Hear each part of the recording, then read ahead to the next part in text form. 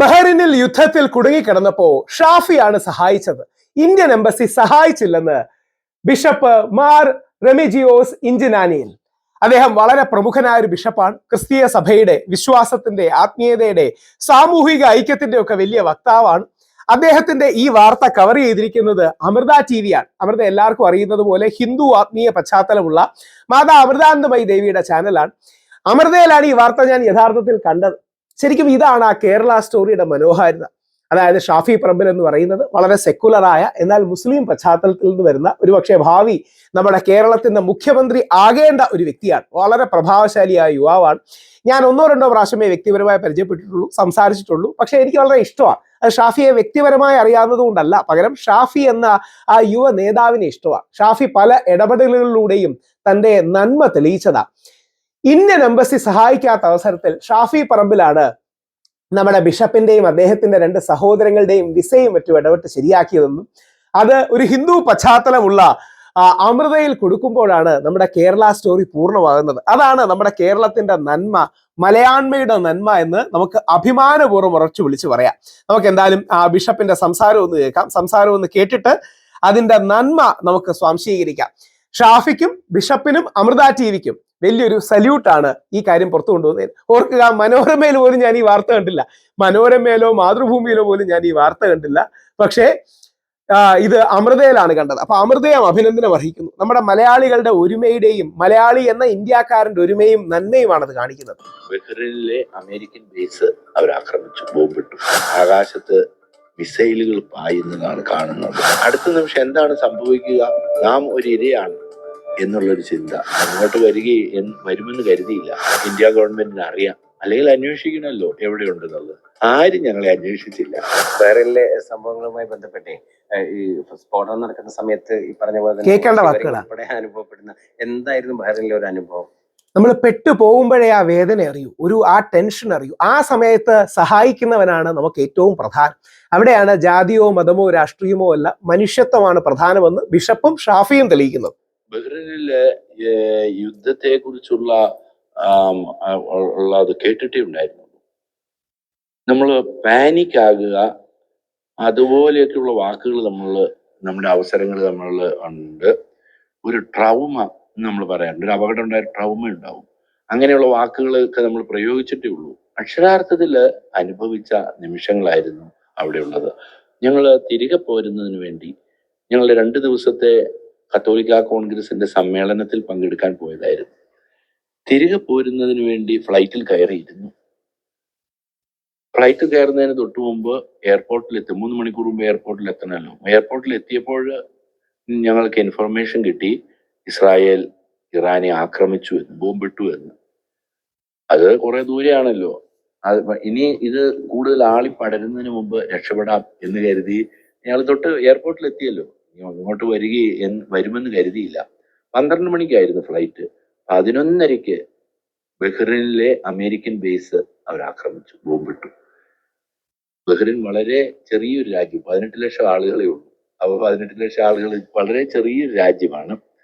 ആ രാജ്യത്തിൽ അവിടെ ബോംബിട്ടു എന്ന് കേട്ട് എയർപോർട്ട് അടച്ചു കളഞ്ഞു. കാരണം പിന്നീട് ഫ്ലൈറ്റിന് പൊങ്ങാൻ പറ്റുകയില്ല, എപ്പോഴും വരും. അങ്ങനെ പിന്നീട് ഞങ്ങൾ താമസിച്ചിരുന്ന ഹോട്ടലില് സമീപത്തായി അമേരിക്കൻ ബേസ് ഉള്ളത്. അവിടെ വരുന്നവരായിരുന്നു ഈ ഹോട്ടലിൽ താമസിക്കുന്നതൊക്കെ. അതുകൊണ്ട് ആ ഹോട്ടലിൽ ഇനി താമസിക്കാൻ സാധിക്കില്ല. അവിടെ ഉള്ളവരെല്ലാം ഇവാക്യുവേറ്റ് ചെയ്തു. ഞങ്ങൾക്ക് പിന്നീട് ഒരു വീട് ക്രമീകരിച്ചു തന്നു. ഞങ്ങൾ അവിടെ നിന്ന് വിമാനത്തിൽ നിന്ന് ഇറങ്ങി ഞങ്ങൾ ആ വീട്ടിൽ ഭക്ഷണം കഴിച്ച് പുറത്തേക്ക് ഇറങ്ങുമ്പോൾ ആകാശത്ത് മിസൈലുകൾ പായുന്നതാണ് കാണുന്നത്. മിസൈലുകൾ കൂട്ടിമുട്ടുന്നു. അവരെതിരെ തകർക്കാനുള്ള മിസൈൽ വരുന്നു. ആകാശത്ത് കത്തി അമരുന്നു, താഴേക്ക് വരുന്നു. നമുക്ക് ദൂരെ ഉള്ള കെട്ടിടത്തിന്റെ അടുത്തേക്ക് പോകുന്നു. അവിടെ കെട്ടിടങ്ങൾ കത്തി ചാമ്പലാകുന്നു. നമുക്ക് കാണാം. അതുകൊണ്ട് അവിടെ വലിയ പുക വരുന്നു. എന്തൊരു ടെൻഷൻ ആയിരിക്കും അല്ലെ? വാർത്തകളിൽ കാണുന്ന നമ്മൾ നേരിട്ട് കാണുമ്പോൾ വാർത്തകളിൽ കാണുന്ന ഒരു അനുഭവമല്ല. യഥാർത്ഥത്തിൽ 4 ദിവസമാണ് ഞങ്ങൾ അവിടെ താമസിച്ചത്. ഈ 4 ദിവസവും രാവിലെയും വൈകുന്നേരവും രാത്രിയിലും നിരവധി തവണ ബോംബ് അവിടെ വന്നു. നമുക്കൊരു സുരക്ഷിതത്വമില്ലായ്മ. മനസ്സിലേക്ക് വരികയാണ്. ഇനി അടുത്ത നിമിഷം എന്താണ് സംഭവിക്കുക? നാം ഒരു ഇരയാണ് എന്നുള്ളൊരു ചിന്ത. അതിന് ഇവിടെ നിന്നൊക്കെ ധാരാളം ആളുകൾ ഫോൺ വിളിക്കുന്നു. ഒരു ഫോൺ പോലും എടുക്കാൻ നമുക്ക് തോന്നുകയില്ല. എടുക്കാൻ തോന്നുന്നില്ല. മാനസികാവസ്ഥ അതാണ്. ഒരു ഫോൺ പോലും എടുത്ത് അവരോട് സംസാരിക്കാൻ കഴിയുകയില്ല. അതാണ് യുദ്ധം. ഇവിടെ തിരിച്ചെത്തിയതിനു ശേഷം ധാരാളം കാര്യങ്ങൾ ചെയ്യാനുള്ളൂ. ഒന്നും തന്നെ ചെയ്യാൻ കഴിയുകയില്ല. നമുക്ക് അങ്ങനെ അതുപോലെയുള്ള ഒരു ട്രോമ, ഒരു ഭീതി നമുക്ക് അതിനെ ജനുവിനാണ് ഈ ബിഷപ്പ് അല്ലേ? അത്തരം ഒരു അവസരമായിരുന്നു. ഹൃദയത്തിൽ നിന്ന് പറയുവാനായത്. ബഹ്റിനിൽ നിന്ന് പിന്നീട് ഒരു 2 ദിവസം കഴിഞ്ഞപ്പോൾ നമുക്ക് മനസ്സിലാക്കാൻ കഴിഞ്ഞു സൗദിയിൽ നിന്ന് ഫ്ലൈറ്റുകൾ കേരളത്തിലേക്ക് വരുന്നുണ്ട്. അതുപോലെ തന്നെ ഒമാനിൽ നിന്നും വരുന്നുണ്ട്. പക്ഷെ ഞങ്ങൾക്ക് അങ്ങോട്ട് വിസ ഇല്ലല്ലോ. പിന്നീട് ഇന്ത്യൻ മിനിസ്ട്രി ആയിട്ട് ഇമിഗ്രേഷൻ ഡിപ്പാർട്ട്മെന്റുമായിട്ട് ബന്ധപ്പെട്ടു. അതിൽ കോൺഗ്രസ് MP ഷാഫി പറമ്പിൽ വളരെയധികം സഹായിച്ചിരുന്നു. അദ്ദേഹം എന്നെ വിളിച്ചിട്ട് എന്നോട് പറഞ്ഞു, ഞാൻ ഉടൻ തന്നെ ശരിയാക്കി തരാമെന്ന് പറഞ്ഞു. അദ്ദേഹത്തിന്റെ സഹായം ഒരിക്കലും മറക്കാൻ പറ്റുകയില്ല. അദ്ദേഹം എനിക്ക് പെട്ടെന്ന് തന്നെ അത് ഒരു വിസ, എനിക്കും കൂടി ഉണ്ടായിരുന്ന 2 സഹോദരങ്ങളുണ്ട്, അവർക്കും വിസ റെഡിയാക്കി തന്നു. അങ്ങനെയാണ് ഞാൻ മടങ്ങി വരാൻ ആഗ്രഹിക്കുന്ന കുറെ കുടുംബങ്ങൾ ഉണ്ടാകും. എന്താണ് ഇപ്പം ബിഷപ്പിന് പറയാനുള്ളത്? നമുക്ക് എത്രയും വേഗം യുദ്ധം അവസാനിക്കട്ടെ എന്ന് പ്രാർത്ഥിക്കാം. പക്ഷെ അത് അമേരിക്കയുടെയും ഇസ്രായേലും അതാണ് ആ പിതാവിന്റെ നന്മ. ഇഷ്ടപ്പെട്ടു. നമുക്ക് ഓരോ അവർക്കും ഇത് എനിക്ക് ഇഷ്ടപ്പെട്ടത് ഞങ്ങളിപ്പോൾ അവിടെ പെട്ടുപോയി എന്ന് ഈ ഇന്ത്യ ഗവൺമെന്റിന് അറിയാം. അല്ലെങ്കിൽ അന്വേഷിക്കണമല്ലോ എവിടെയുണ്ടെന്നുള്ളത്. ആരും ഞങ്ങളെ അന്വേഷിച്ചില്ല. അവിടെ നിന്ന് നമ്മളെ അന്വേഷിക്കാമല്ലോ. ഇന്ത്യൻ എംബസി അവിടെ ഉണ്ടല്ലോ. എംബസിയിലെ അംബാസഡറെ ഞാൻ വിളിച്ചിരുന്നു ഞങ്ങൾക്ക് പോകാനുള്ള. പക്ഷെ അദ്ദേഹത്തിന് അതിനെക്കുറിച്ച് അറിവില്ല എന്നാ എന്നോട് പറഞ്ഞത്. അത് എന്നെ വളരെയധികം വിഷമിപ്പിച്ചു. എനിക്കിതിനെ കുറിച്ച് അറിവില്ല, സാധ്യതയാ. അങ്ങനെ അല്ലല്ലോ.